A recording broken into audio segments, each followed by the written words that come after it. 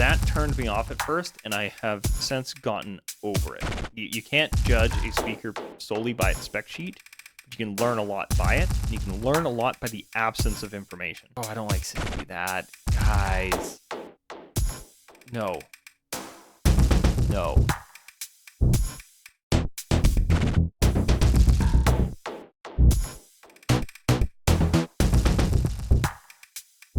AlphaTheta. So these guys are the not so new kids on the block. Pioneer DJ, I don't think I think they branched off from Pioneer proper at some point or got bought, and they were paying for the rights to the name. If my memory serves, don't quote me on that though. I mean, check for yourself. But yeah, I think AlphaTheta is like their parent company these days, and they're just putting stuff out in their name now using Pioneer's stuff. Now, this Omnis-Duo, it's cool.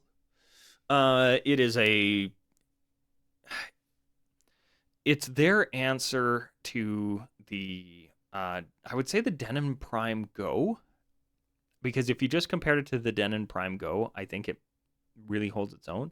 The irony is, it actually starts to lose a bit of ground when you start comparing it to the more modern Mixstream Go, which is kind of funny because like the Denon Prime Go is a more pro-end device. It's just the Mixstream Pro Go has a more traditional interface. So like personally, I prefer it, even though the Denon Prime Go has some major advantages in terms of I/O and things like that. The Mixstream Pro is still my weapon of choice when I'm DJing a wedding and stuff. And yeah, if you prefer the feel of record box kind of stuff and you're looking for something a little more updated, this could be the case. Oh, I don't like to see that. Guys. No. This instantly turns me off from this product a bit. So it can work with Rekordbox, which is great. Rekordbox is, in terms of unlock software, like I plug it into my computer and it just works. It's some of the best bang for your buck out there, right? The FLX4, for example, just use it with Rekordbox. Because Serato DJ Lite currently is the worst DJ software out, in my opinion. I will use Mix over Serato DJ Lite any day of the week, unless I like really, really, really need something. When I use Hercules products that have Dejuiced and Serato DJ Lite, I use Mix. Yeah, it's just not good. Serato DJ Lite needs an overhaul. And it feels really like they pulled a bunch of stuff out of from it. Now, what's annoying about this is a really expensive device, which is why I think it's designed more to compete with the Denon stuff as opposed to the Numark, because I think the Numark price-wise has it really beat. Yeah, so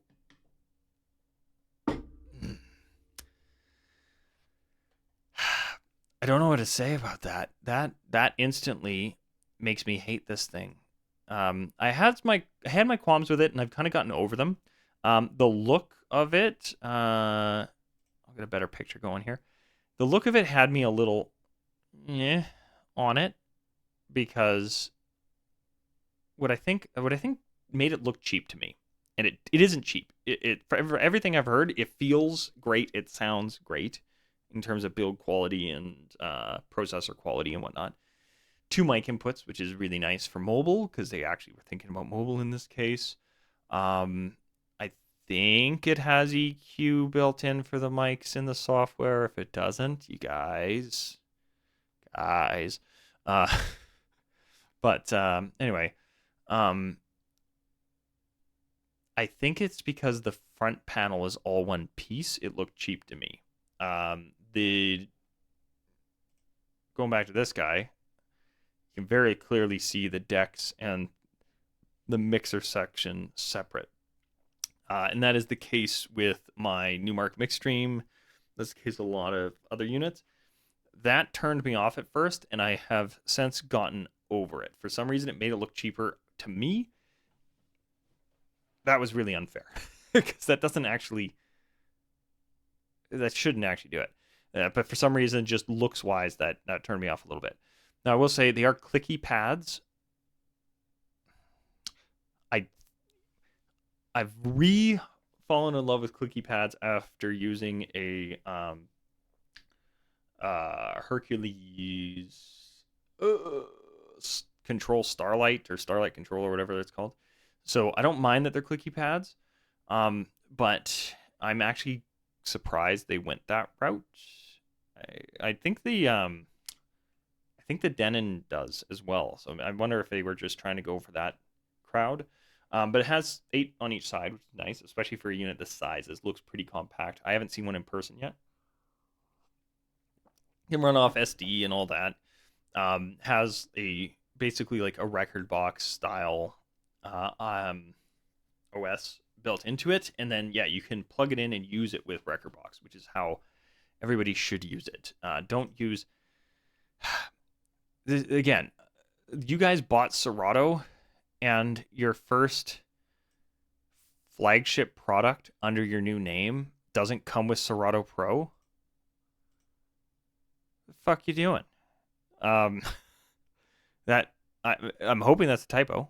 I'm hoping because it's unannounced so far. They're like, yeah, eventually it'll support Serato. Maybe this is just what this website assumed. But if they actually come out and put this as Serato DJ Lite, that's a slap in the face to Serato users. Unless the plan is to get everybody switched over to record box and they're just going to let Serato die on the vine and take all the features and get their programmers working on their products. Because, Alpha Theta bought Serato.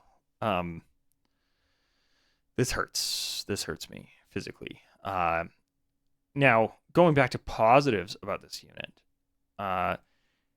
outside of price, again, bit high, but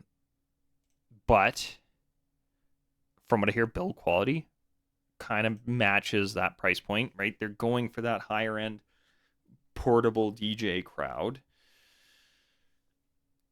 The big thing, its claim to fame that takes a lot of these negatives and throws them out the window, is the really cool Bluetooth side of it. I don't know how they're doing it, but when you hit Bluetooth on here, it's actually like basically uploading a quick copy of the file or the waveform, and you can play it. So if you lose connection on your phone or whatever, like it's not just, I think you can just do general Bluetooth playback. So if you've got backing tracks or something like that, or like, oftentimes for me, my dinner music playlist, I will run off of a tablet instead of off of my console. It's a really nice to have that this has this really interesting use of Bluetooth where you can actually take a file, like Bluetooth something onto this, and then scratch it. And like, it's just really cool. So this thing has some definite merits. I think it's a good first outing from the new title, but a bit of a missed opportunity in some regards. Like it's doing some really cool stuff. If they can make that Bluetooth stuff work retroactively on things like the Opus Quad, or do like an Opus Quad 2.0 or something like that under their new branding, it'll be really good. But carrying on, the Wave 8. Now, this is an interesting release. There's a lot of battery-powered speakers hitting the market as of late. This one has some interesting tricks up its sleeve. I've heard it sounds really good. I haven't heard one in person, but Now, doing a lithium-ion battery, good idea. Some of the real cheap ones are still using like lead acid or whatever the cheaper one is, where it's basically like a battery out of a ATV or something like that. But yeah, up to 8 hours of playback time. That's at probably like half volume or something like that. Now the IPX4 is a great thing and a bit of a missed opportunity. The reason it has X at the beginning here versus the IP54 on my, if you've seen my, what are they called, Wharfdale review recently, that IPX4, the X is they didn't get it tested for dust or it didn't pass for dust. So don't go using this in a construction site. The 4 means water resistant. It's not waterproof, but I believe to get a 4 rating, you have to be able to withstand water from any direction for up to 10 minutes. So rain should be fine, though they still recommend getting it out of the rain if it's raining kind of thing, but like you don't have to panic the second that you see a few water droplets come near it. Should be good in higher humidity areas. Yeah, because I straight up like my Yorkville sub.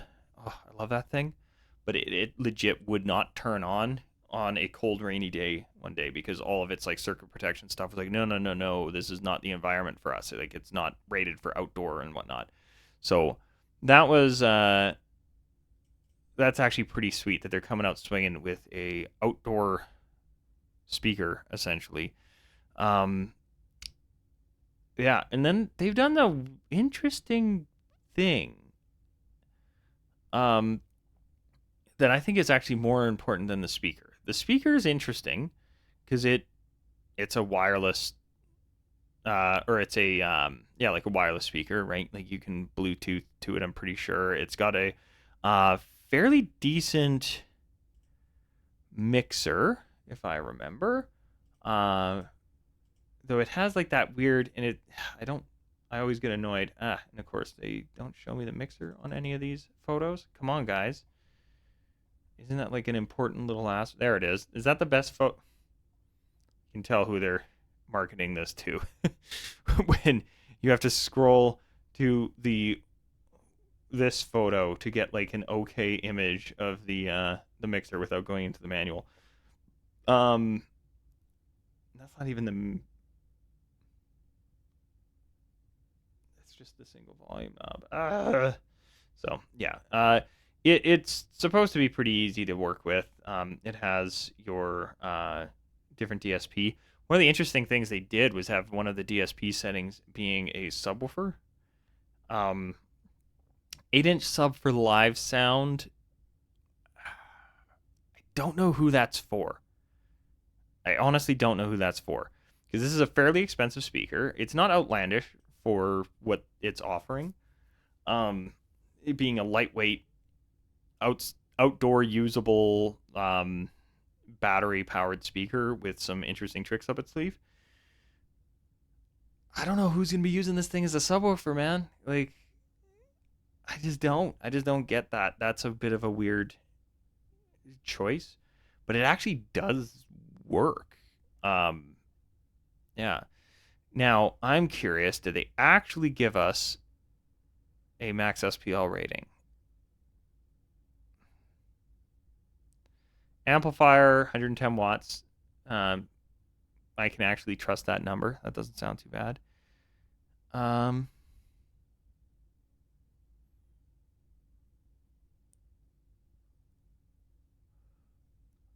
Yeah, no listing of maximum sound pressure level. God, at least that I'm not, unless I'm missing something. I hate it when they do this, and so many companies do this. It's very aggravating. It's like, give me the stats that I need. 28 pounds isn't bad, given it has the battery. If it didn't have a battery in it, I would say this is too heavy. Because I have currently 32-pound 12-inch speakers, maybe 35, and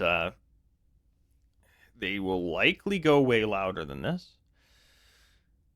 But yeah, I'm not happy with this spec sheet. It's not giving me a whole lot of info. Where is there? Are they seriously not giving a frequency response? Alpha Theta. This is one of the worst spec sheets I think I've seen. So no sound pressure level output listed. No frequency response listed, and you say you can set it to a subwoofer. Now, like I said, from what I've heard from people who've used this thing, it's supposed to sound actually really good for its size and for its weight and for it being battery powered. Like, add all those caveats to it.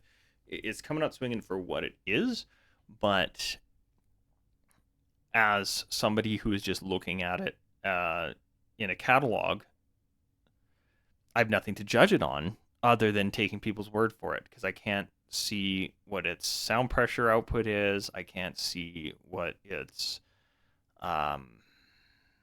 frequency response is in any of these settings, right? Like, why would I ever spend $900 to turn this thing into a subwoofer and have no idea if it's actually going to work for that or not in my system? How do I know what frequency cutoff that subwoofer is? If it doesn't, I mean, maybe it says it somewhere in the manual, because that's what it linked to when it sent me to here. So if I flip through this 35-page manual, am I going to find... Yeah, there's no stat for where the...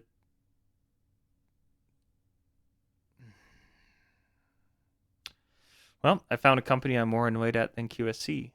At least QSC gives me numbers, even if they fudge them a little bit with some their -6 malarkey. But, or ±6. I still love my QSC speakers because they do tell me they're max SPL, even though, yeah, it's before the speaker protection and stuff, so you basically have to ignore it. But they give me it. These guys are giving me nothing. Yeah, it's making it really hard to speculate at all about this little speaker. So I'm going to stop talking about the speaker because it's just annoying me now how little info they give me. You can't judge a speaker solely by its spec sheet, but you can learn a lot by it, and you can learn a lot by the absence of information. If a company refuses to share the SPL of a product, they probably don't want you to know it because it's probably too low. That's just always a good rule of thumb. If they're not listing how loud it goes, it probably doesn't go as loud as its competitors. That's just a good way to think about it. So them not telling me any of that, and like, give an estimate or something, right? Like, we looked at those LDs earlier. Like, they can't even use the excuse of like, oh, well, you know, it's a brand new product. We haven't ran it through all of its paces yet. No, they're selling it already. And like, yeah, these new LEDs, they've got everything listed. Yeah, they're listing peak power and all that crap instead of showing how much actual power they're using. But yeah, I am legitimately annoyed at the speaker now, which is too bad, because now I get to talk about the good side of it, and that is this little box here. It's interesting that they're one of the first ones to sort of do this. I say sort of do this because it is a Wi-Fi driven box. That's fairly common. I think it's NUX has like a wireless XLR, I think it was.